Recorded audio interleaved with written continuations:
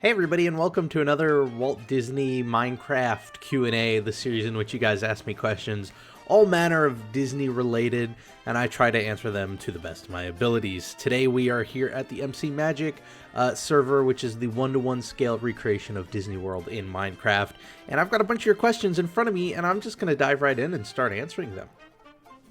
First question is actually about MC Magic, and it is from Callum Stannard, who asks, "Hey Rob, I have a question for you. Do you think on the MC Magic server they will open more hotels, resorts, such as Pop Century, Boardwalk, so on? I know they take a long time to make, but it would be so cool to see these resorts open." Yes, Callum, they are planning on it. I mean, as far as I know, their goal has always been and still is to create Walt Disney World on a 1-to-1 scale. That means all the resorts, all the water parks, everything. But like you said, it takes a long time, so they sort of have to figure out what they're going to do. And the idea is Minecraft changes a lot, so what ends up happening is you have things like now they're working on sort of refurbishing Epcot because they made Epcot a long time ago and there are new blocks available. So it sort of takes time, especially because it's run by volunteers, but you know, that's their end goal, get all those hotels up there. Our next question comes from, I guess we'll bounce back and forth here, Copycat 705, who says, what are your thoughts on the rumored name change of Hollywood Studios? Like, I heard the new name will be Disney's Florida Adventure. Do you think they should do this, and is it a good name? I haven't heard this rumor. Nothing has been announced, so as far as I know, if it exists, it is still in a rumor stage. Obviously, if they did that, that'd be their sort of East Coast answer to Disney's California Adventure. I don't think it... I'm not opposed to the idea of a Disney's Florida Adventure, as in, like, the idea of a park like that, but I don't think Hollywood Studios is a good park for that. I don't know, maybe... I mean, California Adventure does have Pixar, has Cars Land, and, you know, Hollywood Studios would be getting, you know, a Pixar place if they expand it, but I don't know. I feel like that whole park is sort of born and resides in this idea of filmmaking, so it would make no sense for it to be California Adventure. Maybe that'd be a great idea for a fifth gate. I don't know. Maybe. We'll see. Our next question comes from George Radcliffe, who asks, "My family and I are going to Disney World in late August 2015, but with all of the things closing and being refurbished, I'm starting to get worried that it won't be as magical as it has been in the past. What do you think? Please reassure me." George, be rest assured, it will be fine. If you think about it, what's closing? What's being refurbed, right? So you've got American Idol's closing. You've got Indiana Jones Stunt Spectacular's closing. We've got the Maelstrom that's closed. The Hat is gone.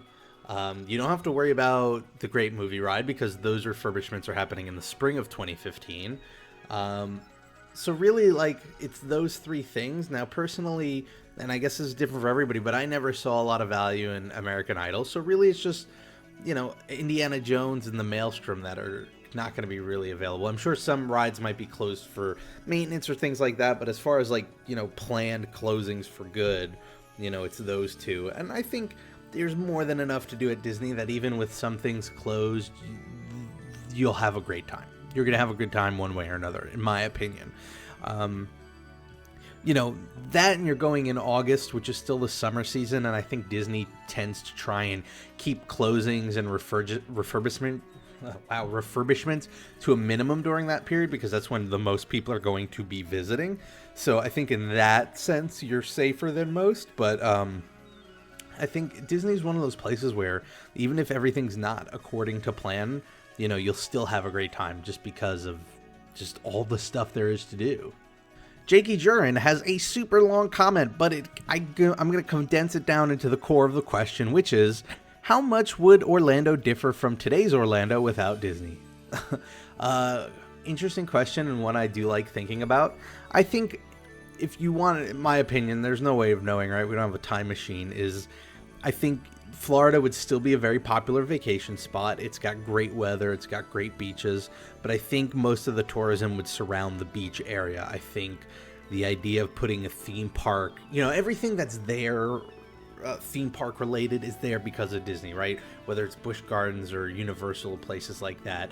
So I don't think we would have seen the same hub of sort of vacation entertainment there, but I do think you'd still see people going down and, you know, going to the beach, and it would probably look like most of the rest of Central Florida, I guess. A lot of shopping malls and things like that. The question would be interesting is what would it do to the economy? I imagine tourism plays a major part of Florida's state economy.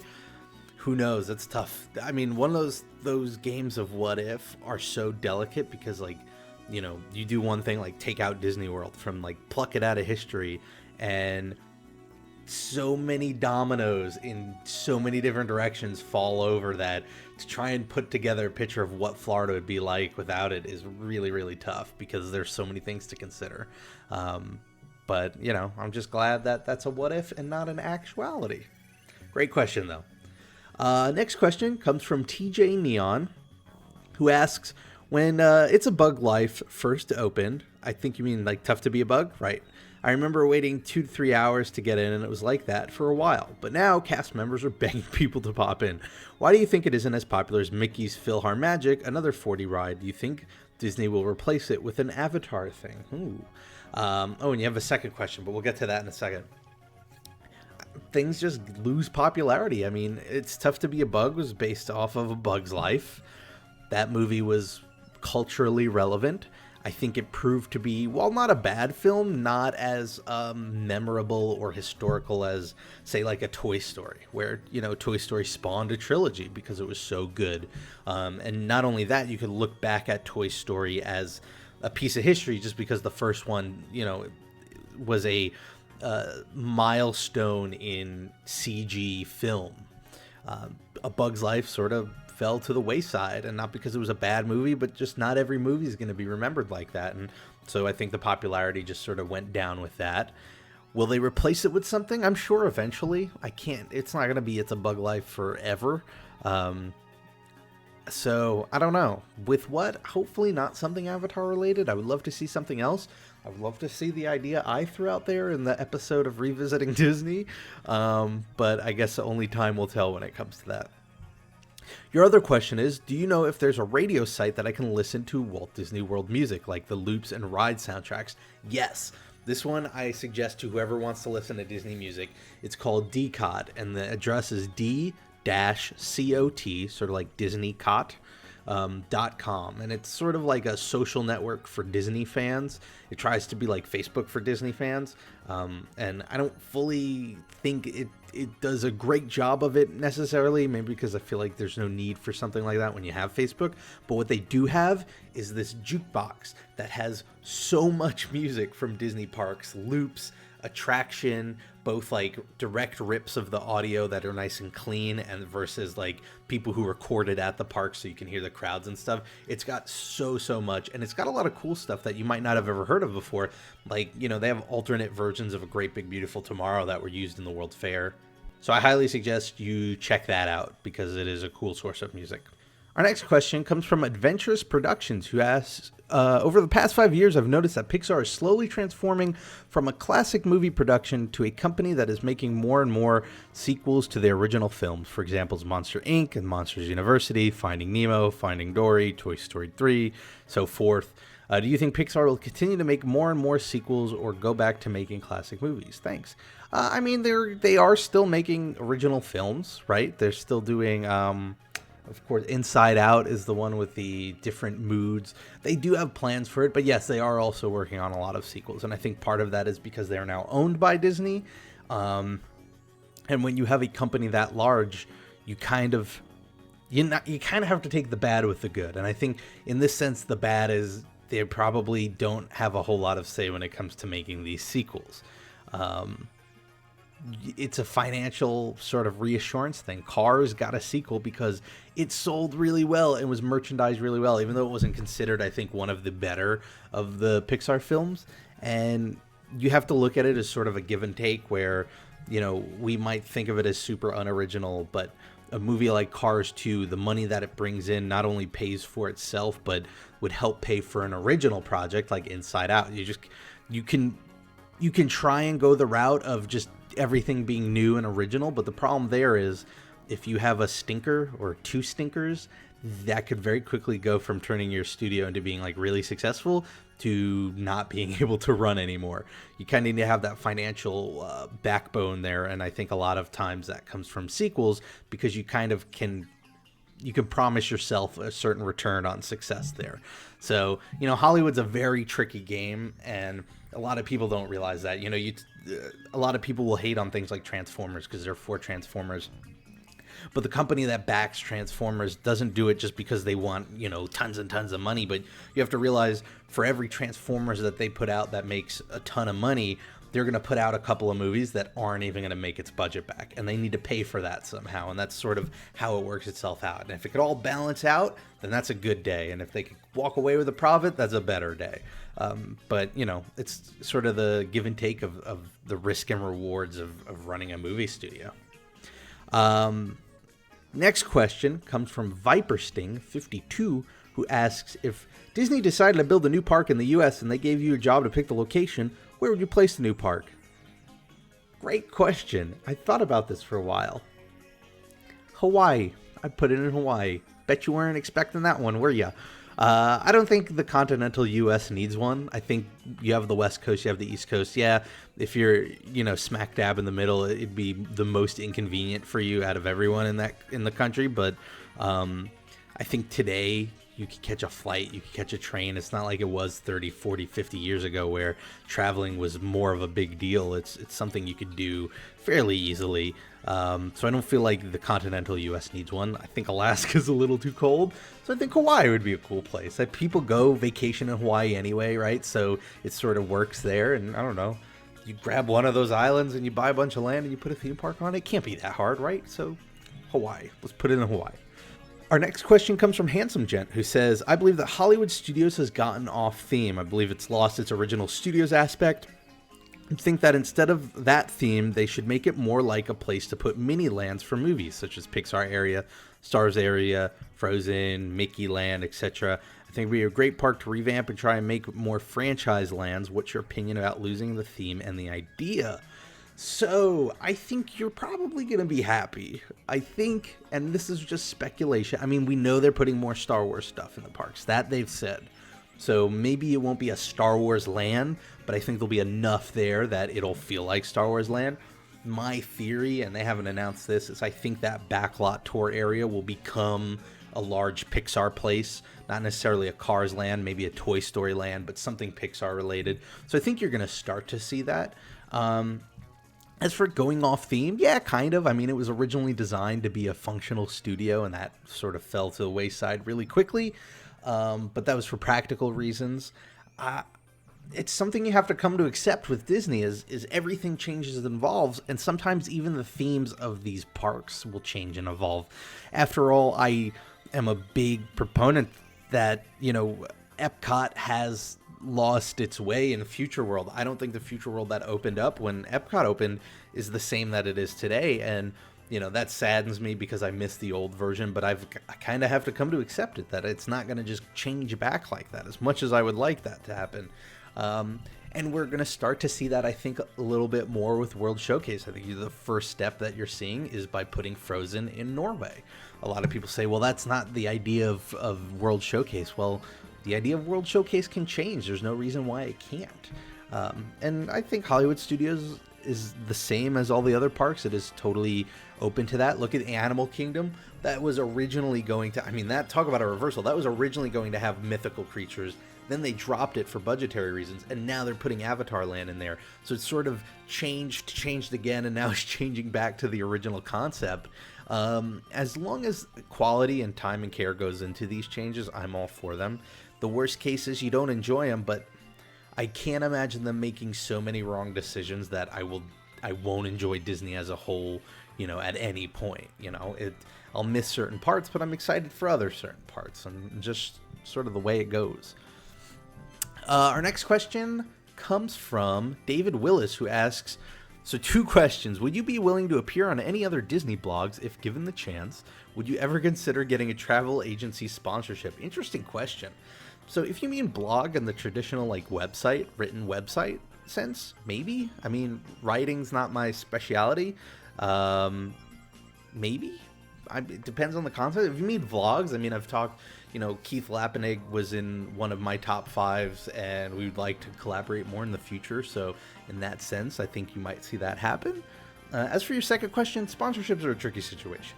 And as somebody whose channel is growing, and I'm so excited that it's growing, it is definitely something I'm thinking more about in terms of, establishing a moral groundwork that I would stick to going into the future. And sponsorships is the sort of thing to consider. And this sort of goes from Disney talk into like YouTube talk, but, I'm always open to the idea of talking about things like that, as long as it doesn't in any way compromise the integrity of the channel or my voice and the things that I'm saying out there.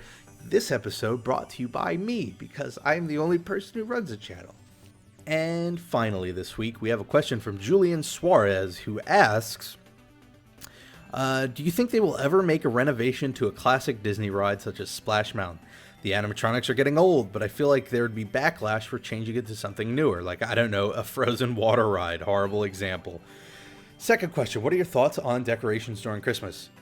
So to your first question, yeah, I think every ride is totally... I don't think there is a single ride in Walt Disney World or Disneyland that is beyond refurbishment.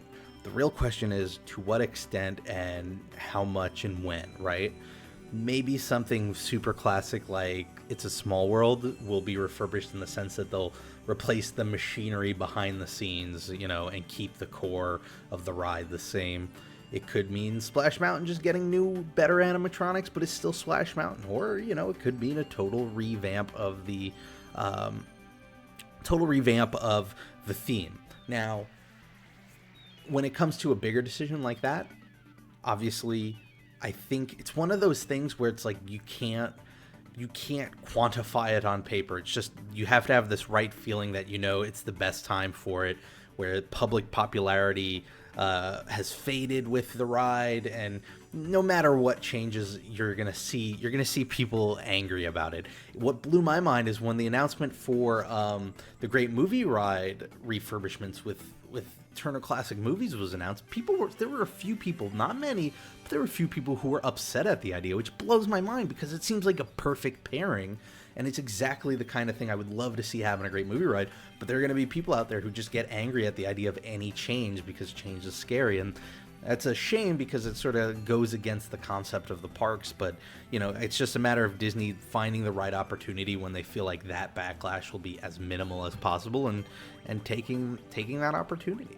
As for your second question, decorations during Christmas, they're nice. I prefer going to Disney when there are no decorations at all. And I guess it's because... I don't know. I don't get to go very often. Even as a huge Disney fan, I'll go maybe once every 2 or 3 years. And so the memories I want to make there, I want to feel like them. I want to be able to pull back on them, at any time of the year, right? And it's a weird mental tick for me where if something's Christmas themed, I don't think I'm going to think about it other points of the year. It's the same way like, whenever a movie becomes like a Christmas movie or a Halloween movie, it's like, well, great. There's, 11 months out of the year, I'm never going to watch that movie now because in my mind, I filed it as a Christmas movie or a Halloween movie. So I don't know. I personally prefer to visit the parks when they're not themed. But it's again, going back to the beginning of the episode, not having everything your way doesn't ruin a Disney vacation, at least not in my opinion. The best example of that is I went with a bunch of friends to Disney back in 2012, I think was the last time I went, and we all stayed at the Fort Wilderness Cabins, and I was the lone person in our group who did not want to go. I would have rather stayed at like Pop Century or something. There was something about the cabins that I wasn't interested in.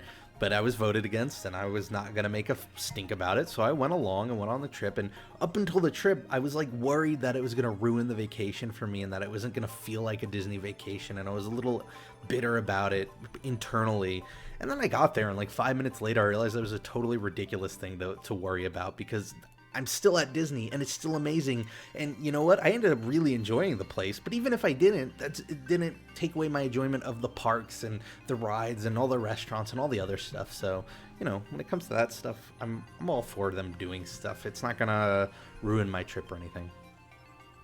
Anyway, I want to thank you all for the great questions. If you have a question, feel free to leave it in the comments below. I try to get to as many of them as possible. Not always a possibility, but I try my best. If you want more of these episodes in your inbox, all you have to do is hit that subscribe button. Have a great week. Whatever you're doing, make the most of it. Oh, and if you want a question more immediately, you can follow me on Twitter. I'm at RobPlays, and, I can give you an answer right there. Have a great weekend. Make the most of it, whatever you're doing. And I hope to see you next time for the next Walt Disney, Minecraft, Disney Q&A. I don't know what to call these. Bye, everybody.